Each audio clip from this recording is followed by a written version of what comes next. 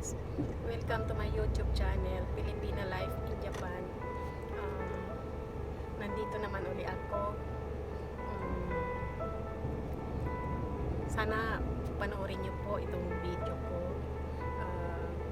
Hindi po kayo magsawa at panoorin mga dina-download kong video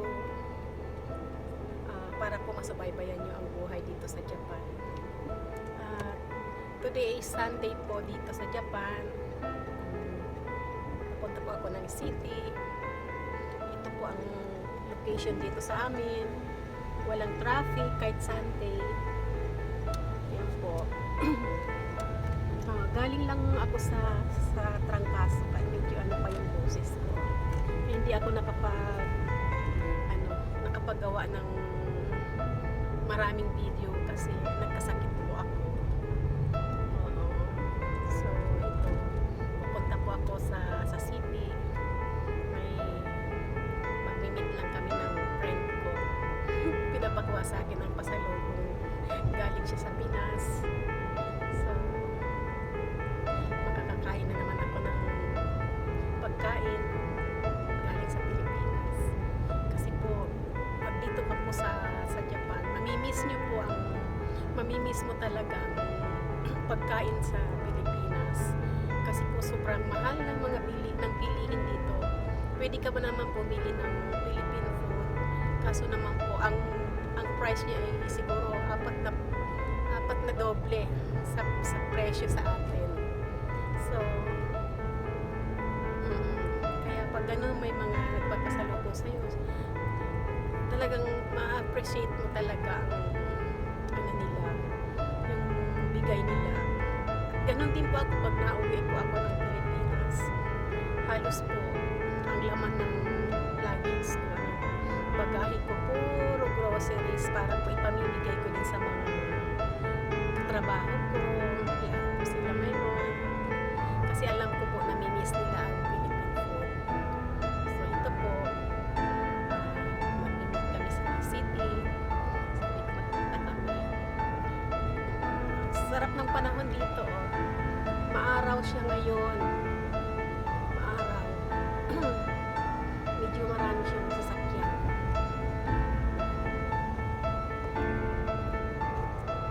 Sana po yung mga una kong video, panoorin nyo naman po. I-subscribe nyo naman. Para po madagdagan naman ang ano. Kasi po, parang libangan ko na lang po libangan ko po na gusto ko po i-share sa inyo ang buhay dito sa Japan. Kasi po, gusto ko lang po ipakita sa mga tao na pag nakapunta ka ng Japan is buhay reyna ka na nga. Kaya nga gusto ko sa kanila ipakita na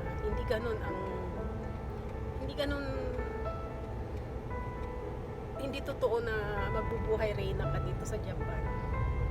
Kung ano po yung buhay sa Pilipinas, ganun din po ang buhay dito eh. Kung hindi ka magtrabaho, hindi ka kakain, wala po sa yung tutulong dito. Wala kang kamag-anak tutulong sa'yo dito. Sa mga friend mo naman po, pwede po matulungan ka one time, pero po pag ikaw po nawalan ng trabaho, sa mga wala po tutulong sa'yo. Kaya po, ganun po ang buhay dito sa Japan. Mahirap lang po. Kailangan tiyaga lang. So, ito, nagdadrive po ako ng kotse ko.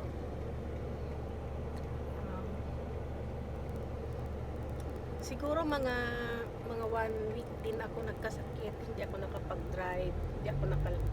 Hanggang work lang. Kahit po may work po dito, kahit po ako may sakit, continue pa rin ang trabaho ko. Pasok sa company. Ganun po dito. Kahit hindi po pwedeng, pag may sakit ka dito, ihihiga mo. Hindi po pwede. Papasok ka pa rin sa trabaho.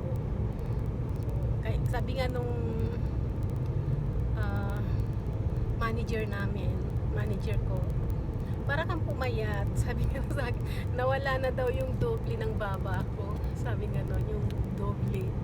Pag naging nawala daw kaunti.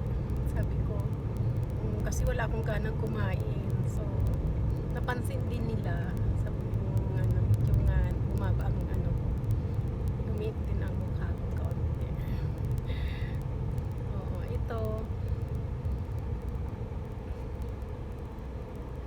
galing sa bahay hanggang city, mga 15 minutes, ganun.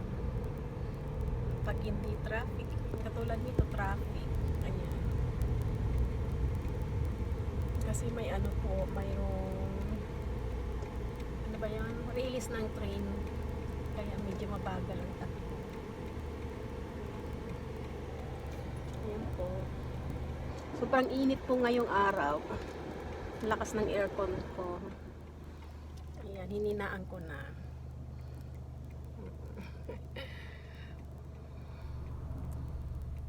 So, namimiss ko mag video. Isang linggo rin ako hindi nag-download. Isang linggo rin.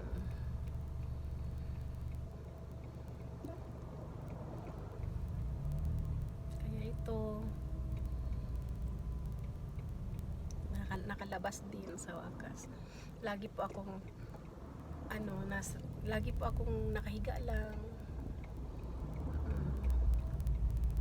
Walang lakas. Ito medyo gumanda-ganda pakiramdam nakapag-drive.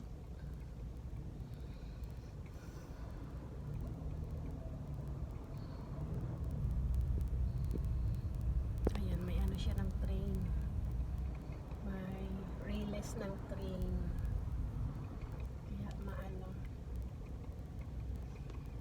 mabagal ang takbo.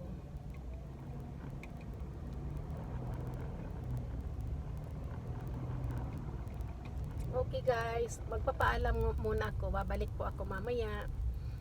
Paki-subscribe na lang po at paki-like and comment na lang po ng aking video. Babalik po ako mamaya. Okay, bye-bye. God bless. Thank you for watching.